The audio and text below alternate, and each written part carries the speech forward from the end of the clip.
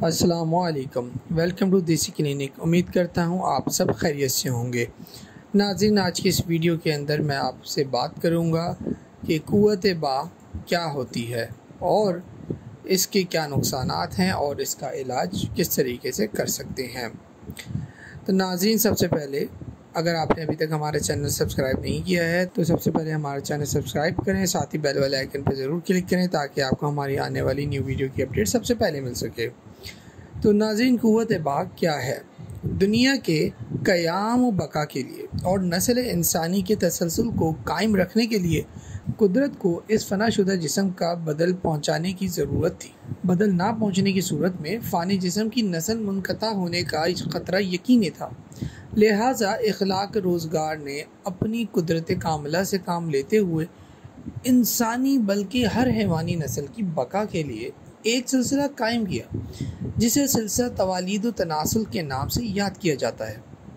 नाज़रीन, ये तो एक छोटा सा मुख्तसर तारुफ था कि क़ुव्वत बा क्या है। अब बात करते हैं कि अगर इसकी कमी हो तो क्या होता है।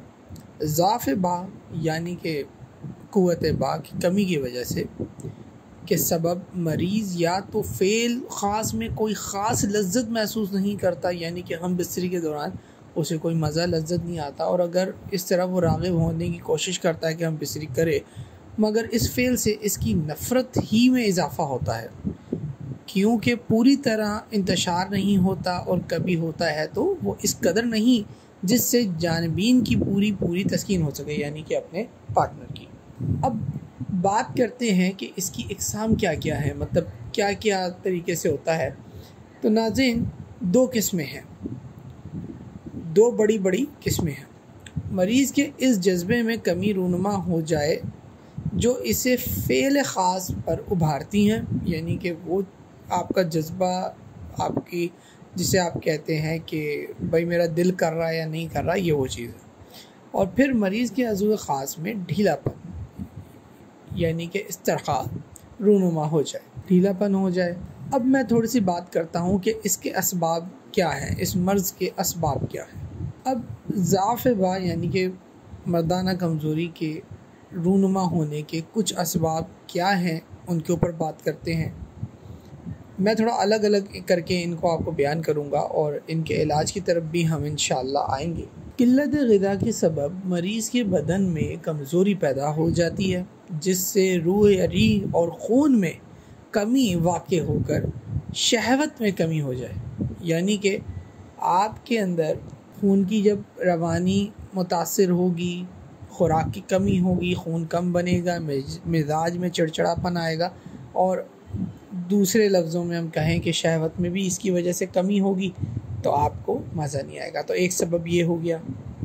दूसरा सबब ये कि मादा तौलीद की कमी, यानी कि मादा मुनव्विया या मनी की कमी की वजह से आज़ाए जमा में, यानी कि आपके अज़ू ख़ास में तहरीक पैदा ना हो, यानी कि जिसकी वजह से आपके नफ्स में जान आए, वो चीज़ अगर ना आए, यानी कि आपका स्पर्म मादा मुनव्विया सही ना हो या उसकी कमी हो, अज़ू ख़ास को मिजाज सर्द खुशक या सर्द तर या गर्म खुशक आरज़ हो जाए, जिससे मनी की पैदाइश में कमी रूनुमा हो जाए। अब मैं आपको एक और बात इसमें बताता चलूँ कि एक और असबाब क्या हो सकते हैं इस मसले में, कि जो लोग नशा करते हैं, भंग पीते हैं वगैरह वगैरह, उसके वजह से भी ये मसाइल पैदा होते हैं। एक और बहुत इम्पॉर्टेंट चीज़, बहुत ही ख़ास चीज़, कि अरसे तक अगर आप हम बिस्तरी ना करें, एक अरसा गुजर जाए आप हम बिस्तरी ना करें, जैसे बहुत से लोग जो हैं वो अपने शहरों से या अपने मुल्कों से दूसरे मुल्कों में काम करने के लिए जाते हैं, और फिर शादीशुदा भी हो तो, और फिर उसके बाद दूरी हो क्योंकि दूसरे मुल्क में काम करना है, तो उसमें क्या होता है कि एक लंबे अरसे तक वो अपने घर पे नहीं होते, जिसकी वजह से वो हम बिस्तरी नहीं कर पाते। अब चूँकि वो हम बिस्तरी कर नहीं रहे होते, तो वो उसके दिमाग को क्या सिग्नल जाता है कि जो उसकी मनी है, उसका स्पर्म है, मादा मुनव्विया है, उसकी अफजाइश उस हिसाब से नहीं होती जिस हिसाब से होनी चाहिए।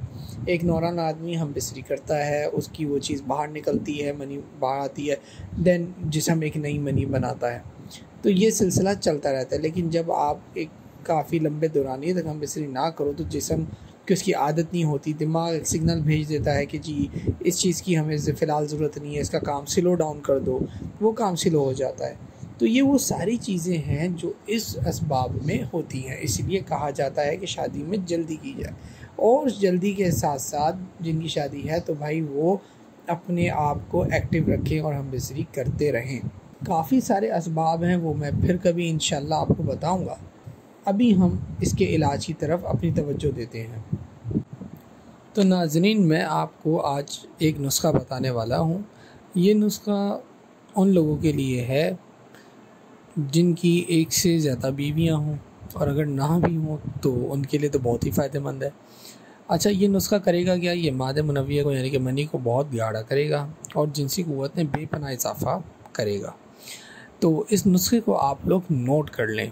नुस्खे के अज्जा में मूसली सफ़ेद, मूसली सियाह, शिकातल, सितार, सलब, कला, ये अज्जा हैं। इनका इस्तेमाल का तरीका मैं आपको बता देता हूँ। हर एक अज्जा 5 तोला लेना है और इसकंद 40 तोला।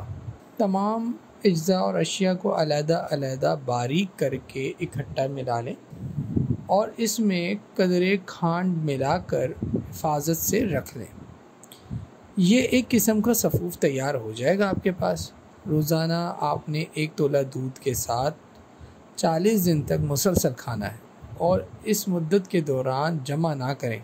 40 दिन के इस्तेमाल के बाद आपके जिस्म में एक नई ताकत आ जाएगी। जब आप मुबाशरत करेंगे तो ना जमा का वक्त तवील हो जाएगा बल्कि लुत्फ़ भी खूब आएगा। इस नुस्खे की ख़ास बात यह है कि अगर आप ये नुस्खा इस्तेमाल करते हैं बताए हुए तरीके से और परहेज़ भी करते हैं तो इंशाअल्लाह 1 साल तक आपके अंदर ये मर्दाना कमज़ोरी या इससे मुतल्लिक मसला इंशाअल्लाह नहीं आएगा। ये यूनानी नुस्खा है और जितने भी नुस्खा जात होते हैं इनको इनके परहेज़ के साथ ही इस्तेमाल करना है। जैसे कि इसमें परहेज़ क्या है कि आपको इस दौरान हम बिसरी मुबाशरत नहीं करनी 40 दिन तक। मगर जो लोग इस चीज़ से बर्दाश्त नहीं कर पाएंगे तो उनके लिए हमारे पास एक और बनी हुई दवा है। अगर वो इसको इस्तेमाल करेंगे तो उनको बिल्कुल ऐसे ही अच्छे और बेहतरीन फ़ायदे हासिल होंगे। और इसके अंदर एक और सबसे अहम बात कि आपको किसी किस्म का परहेज़ भी नहीं करना बल्कि आप हम बिसरी कर सकते हैं।